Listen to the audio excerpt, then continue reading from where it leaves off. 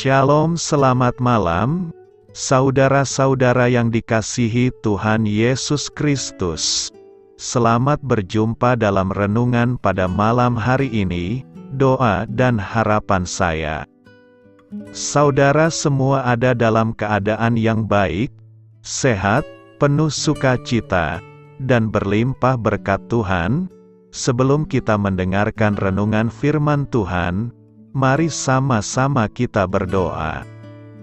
Bapa kami yang di sorga, Bapa dalam nama Tuhan Yesus Kristus, Bapa yang baik, Tuhan yang selalu mengasihi dan peduli kepada kami bersyukur untuk berkat kemurahan Tuhan. Penyertaan-Mu dari pagi hingga malam hari ini, oleh karena pertolongan Tuhan, karena tuntunan dan hikmat-Mu saja, maka kami dapat melakukan segala tugas aktivitas kami. Pada saat ini kami mau mendengarkan sabda firman-Mu, urapi kami Tuhan, agar kami mengerti dan taat melakukan kehendak-Mu. Dalam nama Tuhan Yesus, kami berdoa. Haleluya, amin. Sahabat suara kasih, ayat pembacaan Alkitab kita hari ini terambil dari Matius 7 ayat yang ke-1 sampai 5. Matius 7 ayat 1 sampai 5. Jangan kamu menghakimi, supaya kamu tidak dihakimi.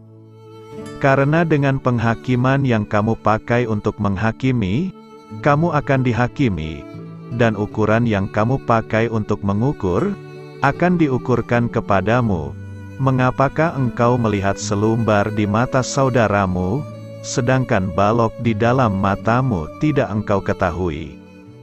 Bagaimanakah engkau dapat berkata kepada saudaramu, biarlah aku mengeluarkan selumbar itu dari matamu, padahal ada balok di dalam matamu? Hai orang munafik, keluarkanlah dahulu balok dari matamu, maka engkau akan melihat dengan jelas untuk mengeluarkan selumbar itu dari mata saudaramu. Sahabat suara kasih, ayat emas renungan kita hari ini adalah Matius 7 ayat 2-3. Karena dengan penghakiman yang kamu pakai untuk menghakimi, kamu akan dihakimi, dan ukuran yang kamu pakai untuk mengukur, akan diukurkan kepadamu. Mengapakah engkau melihat selumbar di mata saudaramu, sedangkan balok di dalam matamu tidak engkau ketahui? Judul renungan kita hari ini adalah, Saat Kita Jatuh Dalam Dosa. Ditulis oleh Candi Arrington. Sahabat suara kasih, pembalap sepeda jalan raya profesional, Lance Armstrong, mengaku melakukan kecurangan untuk meraih kemenangan. Meski skandal tersebut sudah lama muncul, ini adalah pertama kalinya dia menyangkal tuduhan itu.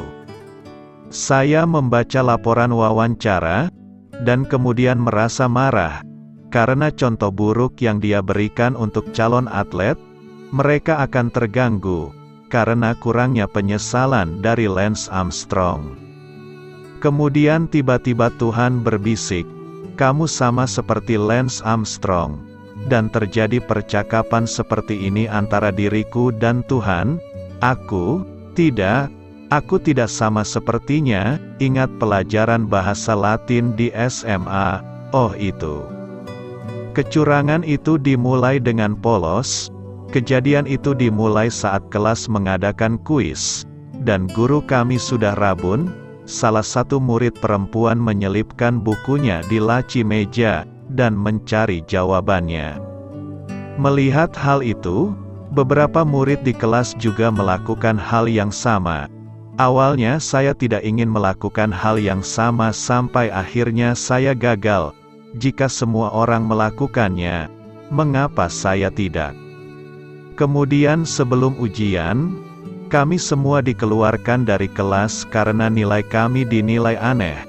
Yang mulai mencontek adalah kami semua. Aku malu dan marah. Mengapa dia mengekspos kami tanpa peringatan? Tanpa memberi kami kesempatan untuk berhenti.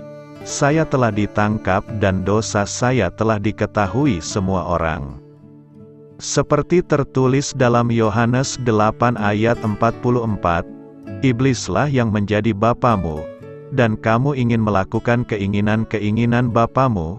Ia adalah pembunuh manusia sejak semula, dan tidak hidup dalam kebenaran, sebab di dalam dia tidak ada kebenaran. Apabila ia berkata dusta, ia berkata atas kehendaknya sendiri, sebab ia adalah pendusta dan bapa segala dusta. Setan itu licik, dia meyakinkan kita bahwa dosa itu baik-baik saja. Selama kita tidak ketahuan, dia berbisik, lakukan saja, kamu aman, tidak ada yang akan tahu. Jadi kami beralasan tidak ada yang salah dengan dosa kecil. Ingat ini, jangan pernah tertipu oleh bapa kebohongan. Dosa adalah dosa, dan semua dosa adalah sama, tidak ada dosa kecil maupun dosa besar. Setiap dosa memiliki konsekuensi yang sama, yakni terpisah dari Allah. Bukankah kita sama seperti Lance Armstrong? Kita melakukan kecurangan dan tidak ketahuan. Kita melihat orang lain, mengukur dosa kita dengan dosa mereka, dan berpikir apa yang kita lakukan tidak lebih buruk dari yang dilakukan oleh orang lain. Mungkin penipuan terbesar dari dosa adalah kebohongan yang kita katakan pada diri sendiri untuk membenarkan tindakan dan sikap kita. Satu-satunya cara untuk menghindari menipu diri sendiri adalah dengan menghindari lereng kebohongan. Dosa memiliki efek seperti bola salju. Sekali berbohong, baik itu berbohong pada diri sendiri maupun orang lain, Anda membutuhkan kebohongan lain untuk menutupi kebohongan pertama. Kakek saya adalah orang yang bijaksana. Salah satu ajaran hidupnya adalah, jika Anda mengatakan yang sebenarnya, Anda tidak perlu mengingat apa yang Anda katakan. Dengan kata lain, jika Anda berbohong, Anda harus mengingat kebohongan itu, sehingga Anda dapat memastikan bahwa Anda harus melindungi kebohongan itu dengan kebohongan yang lain. Sebagian besar dari kita tidak cukup pintar untuk menjaga kebohongan dalam waktu yang lama. Lagi pula itu adalah dosa yang menjauhkan kita dari Tuhan.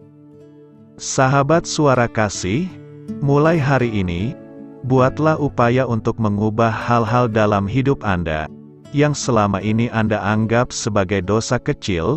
Mintalah bantuan Tuhan.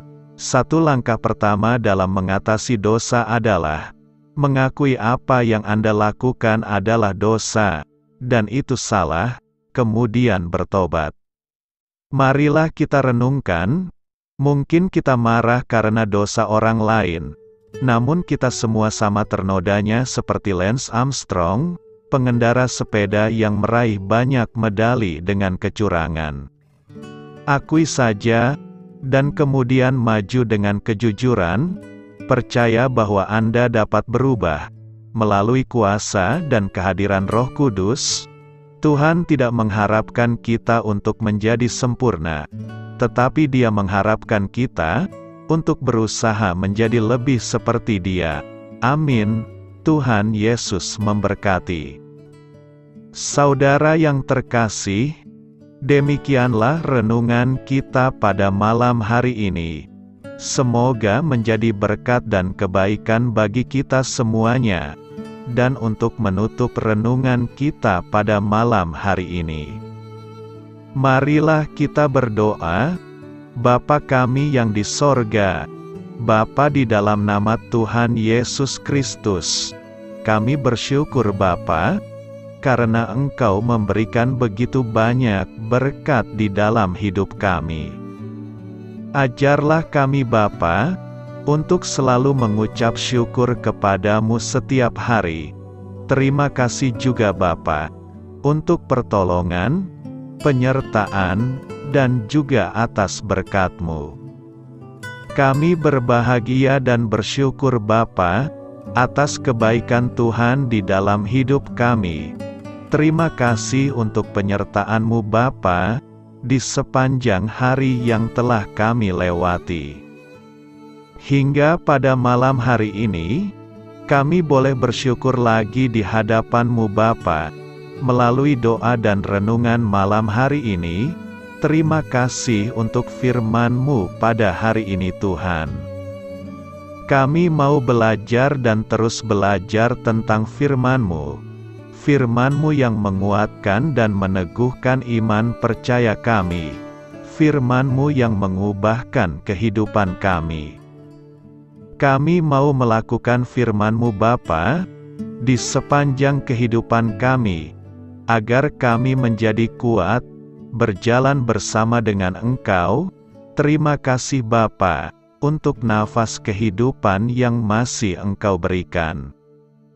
Kami mau pakai kehidupan kami, untuk hormat dan kemuliaan nama-Mu. Kiranya Engkau selalu memberkati hidup kami, keluarga kami, sanak saudara kami, daerah tempat tinggal kami, bangsa dan negara kami, pemerintah-pemerintah kami. Biarlah semuanya dalam perlindungan-Mu Bapa, dan jadilah sesuai kehendak-Mu yang terbaik, di dalam hidup kami. Bapa, hamba berdoa untuk saudara-saudara kami, yang sudah mendengarkan renungan pada malam hari ini. Biarlah yang saat ini sedang mengalami sakit penyakit, pergumulan masalah, kebutuhan ekonomi, kiranya Engkau jamah, sembuhkan dan pulihkan kehidupan mereka.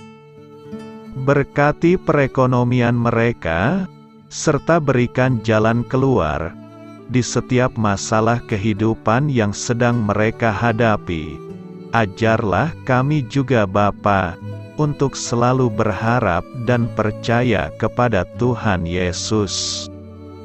Pada malam hari ini Bapa, kami akan beristirahat dalam tidur kami. Kiranya Engkau sertai dan lindungi kami di sepanjang malam ini, sehingga kami boleh bangun besok pagi, dengan tubuh yang sehat, kuat, serta diberkati Tuhan. Terima kasih Bapa, inilah yang menjadi doa dan permohonan kami. Dalam nama Tuhan Yesus, kami berdoa. Amin.